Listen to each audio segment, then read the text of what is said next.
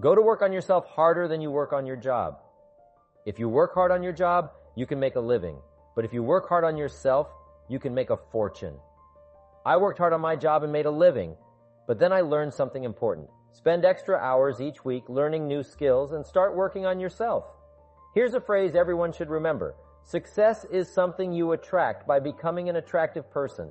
Success isn't something you chase. It's something you attract by becoming attractive to the marketplace. How do you do that? By gaining multiple skills and learning new languages. So what else can make you attractive to the marketplace? More skills and more languages. This can multiply your income by 2, then by 3, then by 4, and by 5. Once you get there, it's not hard to multiply it by 10. Just keep making yourself more valuable. You don't need to worry about the economy. Remember this, your income is determined by your philosophy, not by the economy. When I understood that, I realized I didn't have to work on the economy.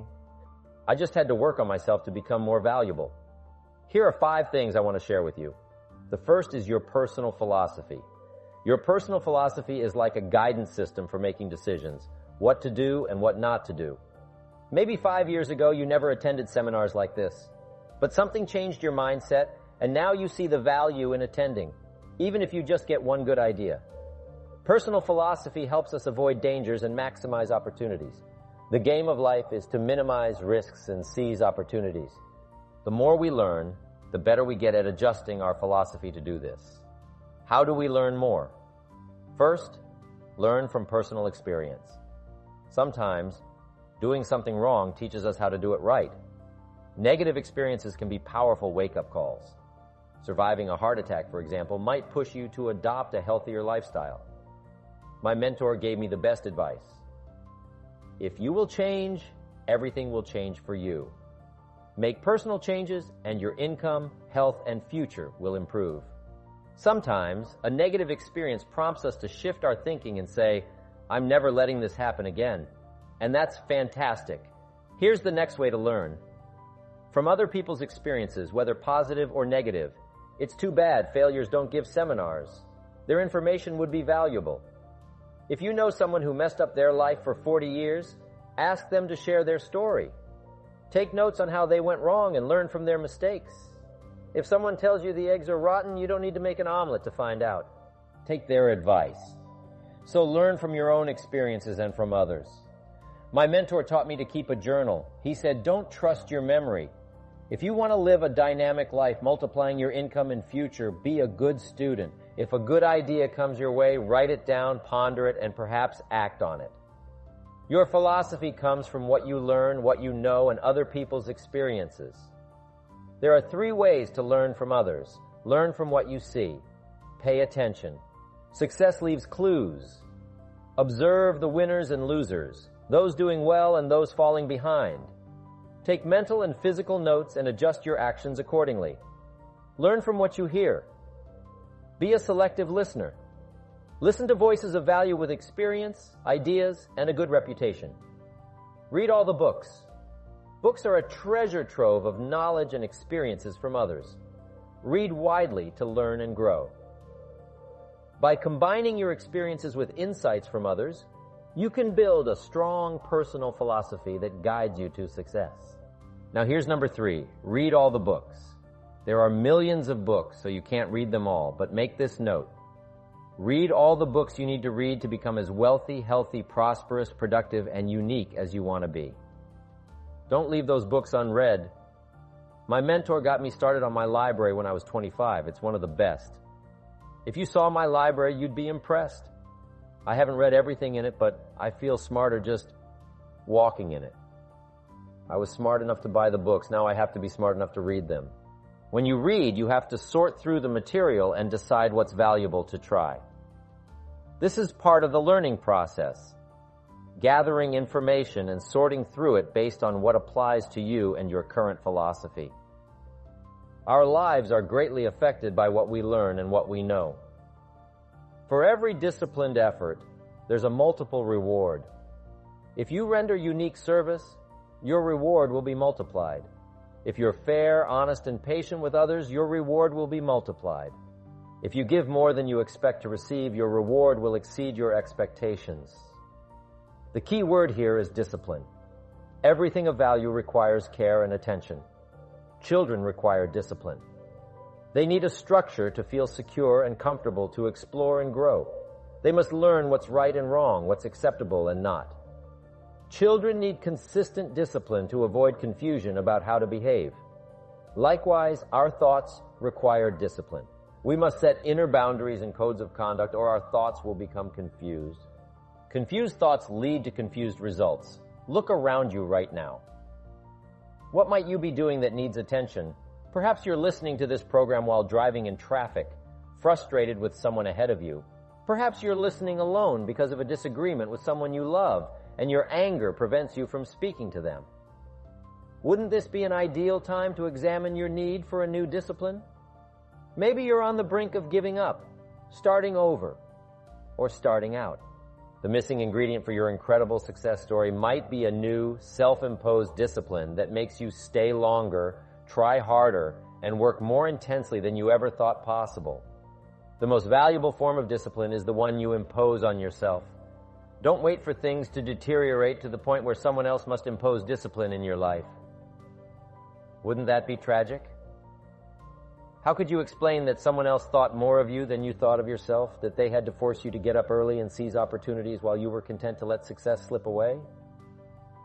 Our lives serve as either warnings or examples. A warning of neglect, self-pity, lack of direction, and ambition, or an example of talent put to good use. Can too much discipline be a bad thing? Yes, too much of anything is harmful. Life without balance is unbalanced. Walking around the block every day is good. Walking or running 6 hours a day is obsessive, unless you're a marathon runner doing your job. Eating an apple a day is good. Eating only apples is bad. You won't get all the nutrients your body needs. Working hard and burning the midnight oil is good. But working nonstop, never taking a vacation, never having fun, and never spending quality time with loved ones is bad. If you got your nose to the grindstone all the time, how will you spot new opportunities or consider new ideas? You got to stop and ponder where you've been and where you're going. Reflect to ensure you're on the right track. Everyone knows the story of Willy Loman in the play Death of a Salesman.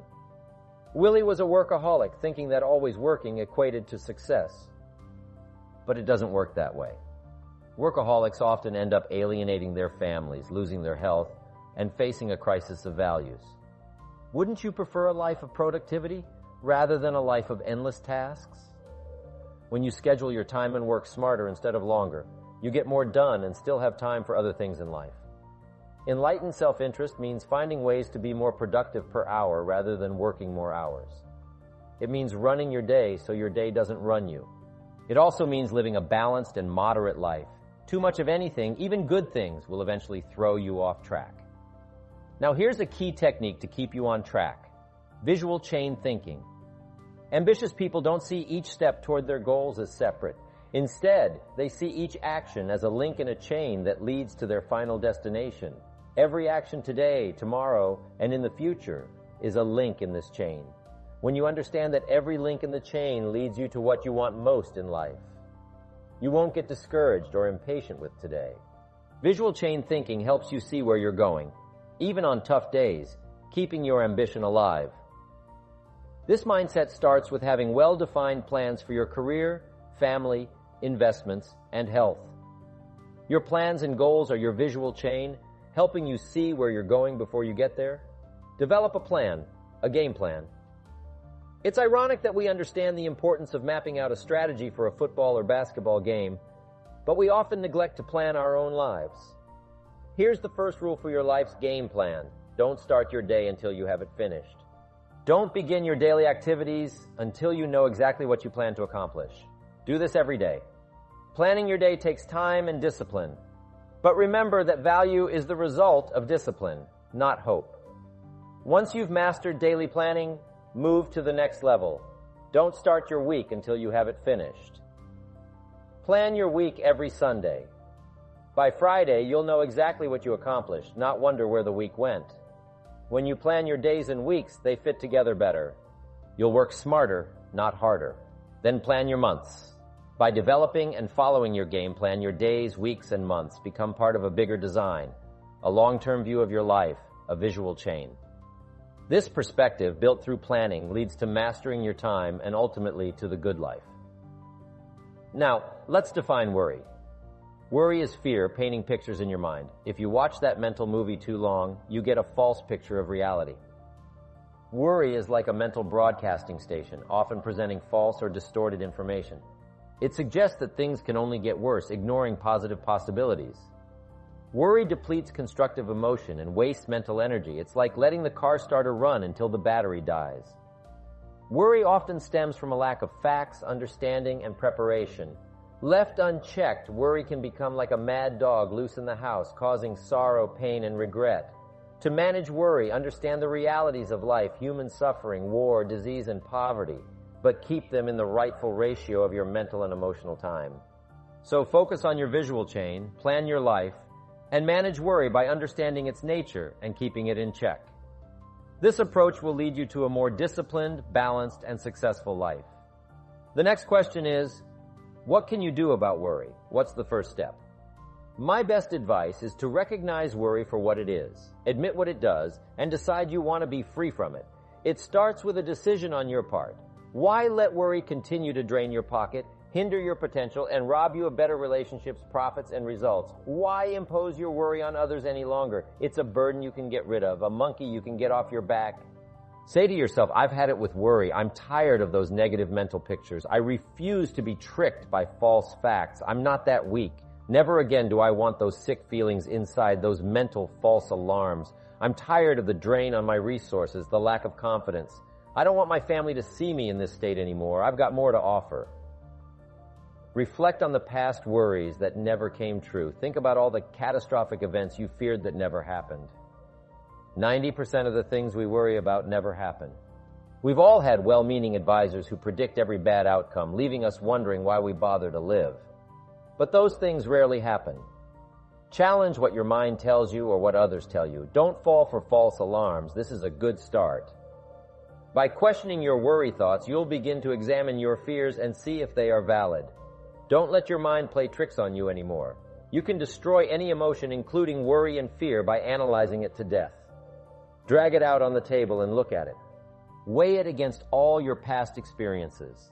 Make sure it stands against all the facts you have.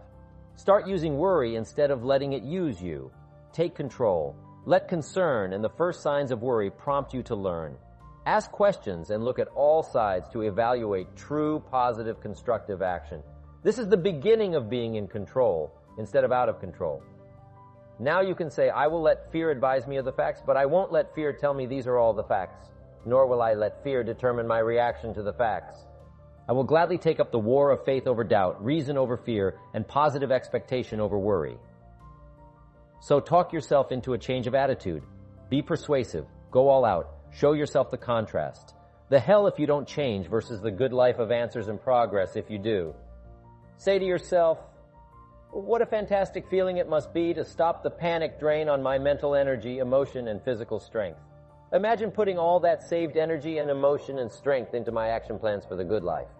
Accept the challenge, believe your beliefs, doubt your doubts, stay on the campaign to give worry a hard time, act as your own conscientious judge.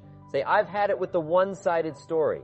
I sustain the objection that worry has failed to bring out all the facts. I despise these mental courtroom maneuvers that try to belittle my client. Me, I demand the whole truth, and if worry will not be silent, I may cite it for contempt of the court of reason. Call up that scene often when worry wants to hassle you with the same old tricks and the same old results. It will work every time. Now let's move on to some really positive steps. If you can survive all that has happened to you up to this moment in your life, in spite of doing and thinking many of the wrong things, imagine how you can succeed by now starting to do some of the right things. The best answer to worry is confidence. And confidence starts first with awareness. Here is one of the most important lessons in life. To learn that life and business are like the changing seasons, and the real challenge of life is to learn how to handle the winter and take advantage of the spring. In short, that's it. Winter always comes, but so does the spring. Night follows day, but also day follows night. Sure, the tide goes out, but it always comes in. Opportunity follows difficulty as surely as difficulty follows opportunity. Now let's talk about how to handle the winters, those times when worry, like winter, takes its heavy toll. Winter always comes, so does the night. Some happenings in our life will always be a cause for concern. Sometimes concern turns to worry, and worry turns to fear. But remember, that is to be expected. Each day, each event, each season brings both expected and unexpected challenges that we must think about and make decisions on. Life is like a stream that flows continuously. The better we understand that, the better chance we have to produce good results out of all of our challenges. Here's a good thought. A full, well-developed human being will find a way to take advantage of the winter, not just handle it. The big challenge is to make something out of each opportunity. If winters are always going to occur in our life, shouldn't we benefit from them too? Come the next winter, you could be on the inside, looking out, seated by a warm fire, in the company of a good friend, feeling secure despite the circumstances or the season. Know that the night will pass. As you grow and progress, you will better understand how to handle every night and better live every day. Here is some of the best advice I have on worry. First, don't be afraid to face the facts of life. It is not negative to understand that winters always come. Don't be faked out. Don't clip the word impossible out of the dictionary. Sure, the Bible says all things are possible, but my daughters ask me, have you ever tried putting toothpaste back in the tube? Don't say, I don't want to hear the problem. I don't want to see the difficulty. Don't show me the weeds. Don't say anything negative. Only see the positive. That's foolish. There is a thin line between positive thinking and kidding yourself. And remember, there's also a thin line between faith and folly. Here is the key. Humans have the unique ability to see things as they are, and they also have the ability to see things better than they are. One is called fact. The other is called faith. Facts you acquire, faith you develop. The facts you acquire are essential. It's like belief. You must constantly find facts to support your belief. Faith says, I will move mountains. It doesn't say, I will move mountains if someone gives me a bulldozer. Faith just says, I will move mountains. Faith doesn't ask for a result to prove its existence. Faith is because it is. And remember, people die for faith. Some people give up everything they own, their life, for faith. Here is a good prayer. Help me to see it as it is, and help me to see it better than it is, and then inspire me to act.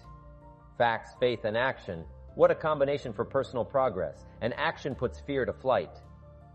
An Old Testament phrase says, watch the ants, you sluggard. Consider their ways and be wise. Not a bad suggestion. The study of ants. What do they do in the summer to prepare for the winter? That's a lesson in life and survival. Happiness, wealth, peace, security, success, safety, friendship, reward, results, and all human achievement come from a growing ability to understand and handle the changing seasons. And so we come right back to the theme of our entire enterprise. Self-development. Learn to work harder on yourself than anything else. The key to all success in economics or mental health is self-development. It will all change for the better when you change for the better. It's what you become that really counts. And you are the only variable. A good statement is, you can't be all positive, you can't be all confident, you can't be all faith. But confidence and faith and courage and inspiration can dominate worry and fear. Physical and emotional forces are always at work, and something will win and conquer. Make sure you give yourself the best chance to get mental and emotional domination over all your challenges. Here is one of the master keys to the good life: developing the intelligence and accepting the challenge of putting all your emotional experiences into their rightful ratio. Beginning this progress can bring about the most dramatic changes. Disappointment is like winter, it always comes. It is foolish to say, don't be disappointed, but you must learn to discipline your disappointment. If it dominates 51% of your time, you're in trouble. Continued heavy disappointment is like 12 months of winter, and 12 months of winter leaves very little alive. Use the guidelines of seasons to adjust to all the meaningful things that happen to you. Concern, fear, and disappointment, like many human emotions, serve a useful purpose as long as they are kept in their rightful ratio. Left unattended, the weeds take over, disappointment and worry break loose, fear gets the upper hand, and doubt moves in. But managed, worked, given human action with will and knowledge and purpose, gardens overcome weeds, faith overcomes doubt, and confidence pushes worry into a small place. The second major key to mastering worry is to respond. Build up inside of you that heavy desire to be free, to get on with building your life and lifestyle. Too much is waiting to delay. Take a new look at your opportunities. Figure out new ways to seize them immediately and make them work for you. And here is a key. Bring a new dedication that you will master yourself with enough discipline to be more than qualified to do the present job and prepare yourself for the next move up. Expose yourself to every stimulation possible that will put all this in perspective. Now let's move on to a very important point. And that is the best answer to worry is confidence. First, self-confidence. I can better handle next winter. I have a strong shelter. It is stocked with supplies. I now know how to take advantage of the spring. I'm going to plant better crops and bigger crops. I can last through the summer. I won't quit this time. I'll study weeds and how to get rid of them. I'll be less frightened of the changing weather and the quick storms in the fall. I will exercise more care and reap what I have without complaint and blame nothing for the amount of my harvest. I'll learn to save a fair portion so that I can survive the bad seasons when out of control the hailstorm comes and it all goes wrong. Now we must consider the most fatal deterrent to self-confidence is guilt. Not doing all you know how to do to the full extent of your present ability weakens the foundation for confidence. The biggest part of worry comes from the lack of this personal confidence. And lack of confidence comes from two major firsts: no goals or plans. And second, no daily discipline to achieve. The inaction to cure or handle small tasks is what starts the guilt process. And that always tends to make you look at what's wrong and expect the worst. So listen to the voices of creative experience. Let nature experience wisdom, books, everything. Speak to you and teach you. Remember, both opportunity and challenge await action. Everything yields to diligence. Here's the next one. Look around. You might have overlooked some people that need to be recognized. You might have overlooked some talent that you could be using to help in the training and conduct meetings. Don't miss some of the gifts that are close by. You look around and say, who's doing a good job? That maybe I've missed this last year. Look around and see if there aren't some people who need to be lifted up, who need your inspiration, who needs your presence, who needs your time. Here's the next one. Look down to the work. Look down to the soil that's ready for the seeds of opportunity that you will share by your voice and your invitation and your language and your meetings, your presentation. Look down to the work that your hands can work miracles. Look down to the task and see if there aren't some things you might have missed this past year. You can pick up this year and work miracles for yourself, for your future, for your organization. The next one is caution. Look out for the enemy that's on the outside, as well as the enemy that's on the inside. Look out for your own thoughts that might deceive you, saying you're too short, you're too tall, you're too old, you've never done it before. What makes you think you can do it now? Look out for the temptation. I've told the story and it bears repeating. An ancient story that said there were two nice people. This is not a story of one bad person and one good person. The storyteller says this is a story of two nice people, however.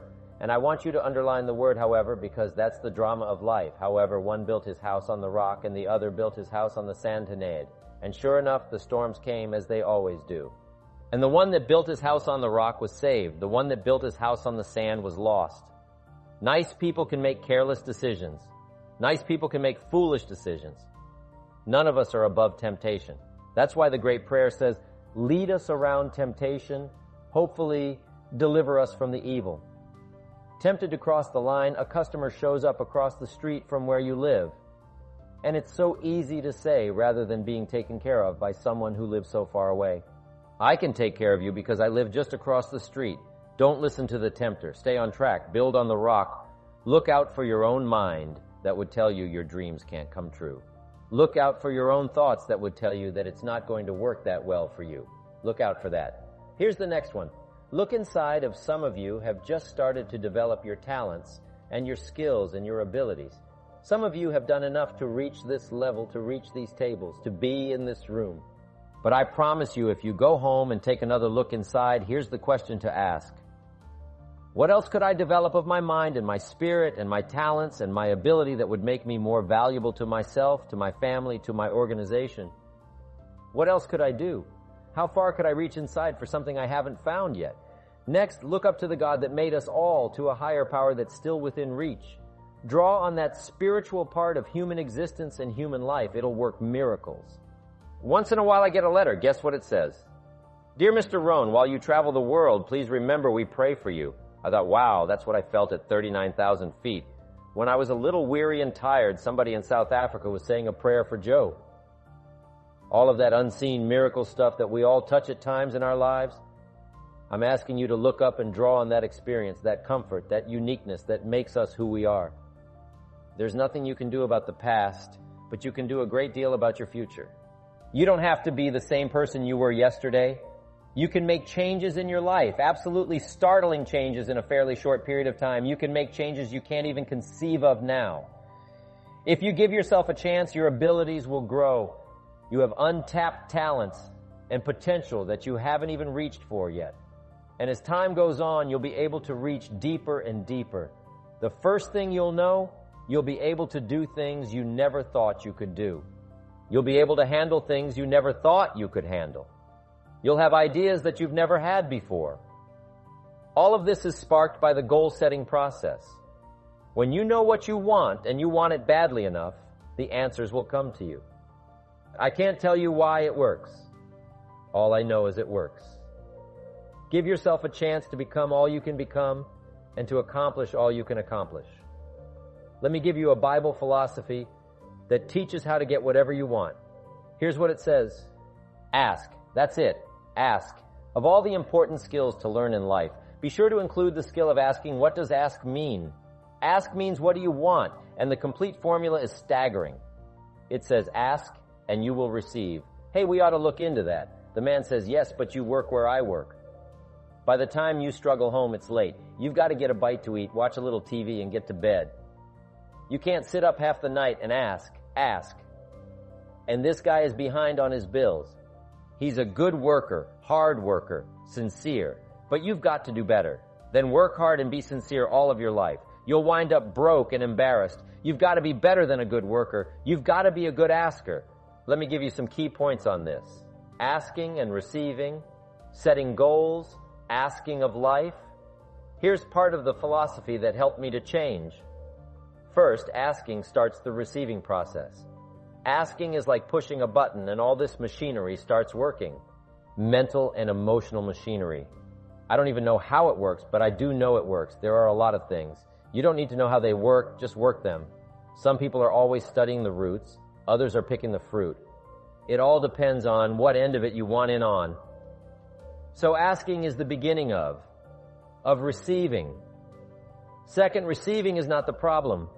You don't have to work on receiving, it's automatic. So if receiving is not the problem, what is the problem? It's failing to ask.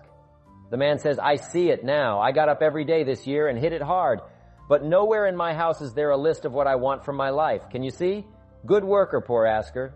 Third, receiving is like the ocean. There's plenty, especially in this country. It's like an ocean here. Here, success is not in short supply.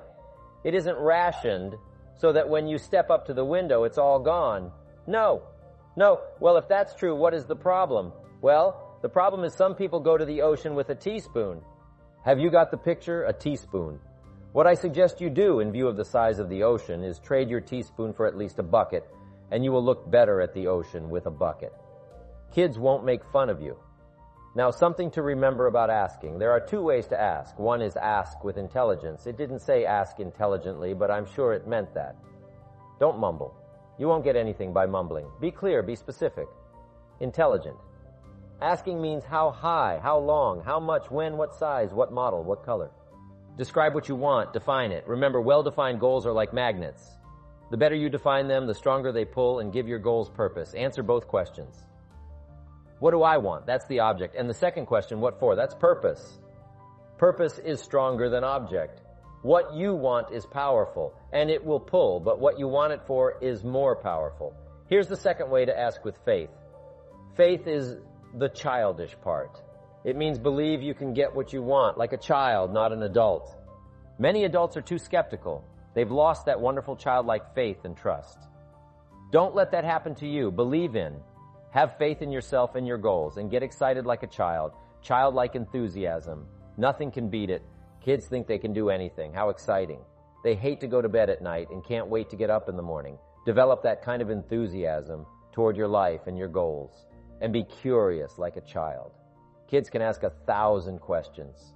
Just when you think they're finished, they come up with 1,000 more. They'll drive you to the brink, but it's really a virtue. Have plenty of curiosity. Ask questions. That's how you learn.